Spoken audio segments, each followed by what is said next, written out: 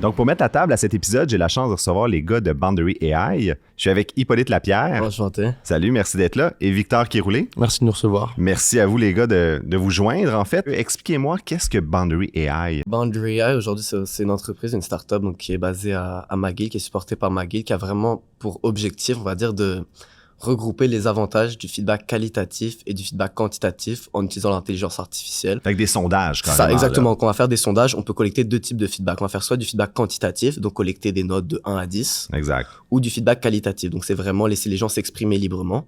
Sauf que le feedback qualitatif va être extrêmement dur à analyser à grande échelle. Nous, notre intérêt, c'est qu'on va prendre tout ce feedback qualitatif, donc qui permet vraiment aux gens de parler librement, de s'exprimer.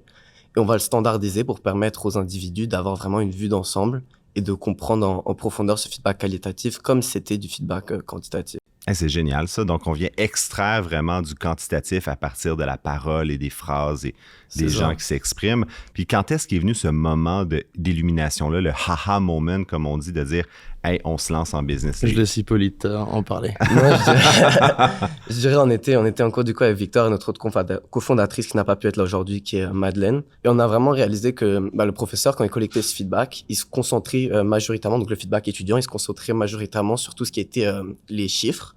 Parce qu'il n'avait pas le temps, entre deux cours, d'aller lire tous ces commentaires. Et du coup, nous, ce qu'on s'est dit, c'est que c'est bête de ne pas laisser aux élèves la possibilité d'aller en profondeur, de s'exprimer, vraiment d'exprimer leurs idées comme ils le ressentent. Puis est-ce que ça a été bien reçu de la part des professeurs de McGill? Ils ont-tu aimé avoir plus de feedback? Hippolyte peut en parler, mais il a fait une étude à travers un de ses cours d'entrepreneuriat. Et puis il a interviewé beaucoup de professeurs à qui on a demandé, en fait, est-ce que vous seriez intéressé par une solution comme ça, une solution de collecte, mais aussi d'analyse de feedback. Et en réalité, c'est très positif les retours qu'on a reçus. Donc, c'est sûr et certain que beaucoup de... Ça serait quoi l'impact que vous aimeriez avoir à terme avec Boundary AI? Pouvoir comprendre les élèves au-delà de simples chiffres. C'est-à-dire qu'aujourd'hui, on va vraiment quantifier. C'est-à-dire que l'élève, ça va être un chiffre, ça va être un 7 sur 10, un 8 sur 10. Et on va pas vraiment comprendre ce qui se passe en profondeur. Et nous, ce qu'on souhaite, c'est vraiment pouvoir sortir des chiffres, vraiment avoir une compréhension en profondeur, mais pouvoir quand même utiliser ces données, les exploiter pour permettre d'améliorer les vies des étudiants, les vies des élèves. Et ça, c'est pour les universités, mais il y a des applications bien au-delà, c'est-à-dire qu'on peut aller dans les ressources humaines ou les employés dans les entreprises. Il y a des sondages à la fin. Moi, je suis dans du domaine de la santé, puis juste avec la gestion de la douleur, qui est très subjectif d'une personne à l'autre, si on est capable d'avoir de la standardisation, ça serait incroyable, là. Vous êtes déplacé aujourd'hui pour participer au balado. Puis on se disait, pour tous les finalistes qui prennent quand même la peine, on a une petite vidéo ici que je vous donne. Donc, c'est vraiment un petit conseil. Bonjour Hippolyte, Madeleine, Eric et Victor. Alors, c'est pour moi une fierté de voir se créer des projets d'entreprise comme Boundary AI. C'est également un plaisir pour moi de vous annoncer qu'en fait, vous êtes les récipiendaires du 5e prix des bourses Pierre Péladeau. Non! C'est pas vrai! Bravo les boys! Wow! Donc c'était un petit leurre.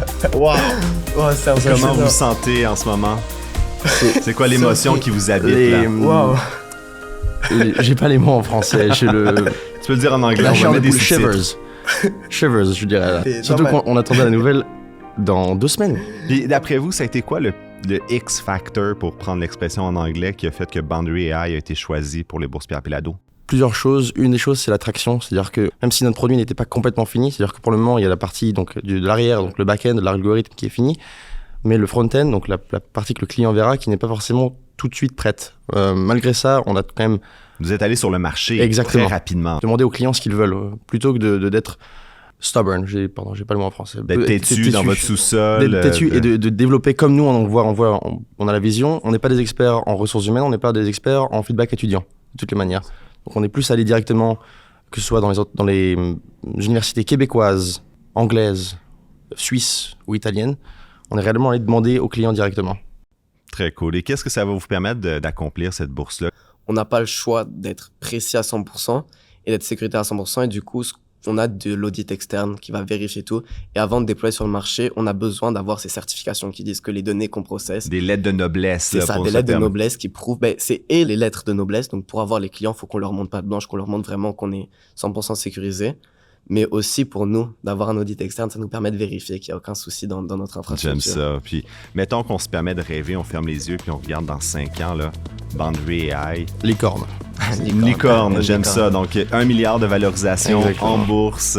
C'est ce qu'on espère, en tout cas, je dirais. On peut rêver. On peut rêver. Merci énormément d'être venu aujourd'hui. Je pense Merci que c'était pour infiniment. une bonne nouvelle. Je pense aussi, je suis content de m'être levé ce matin. Moi aussi.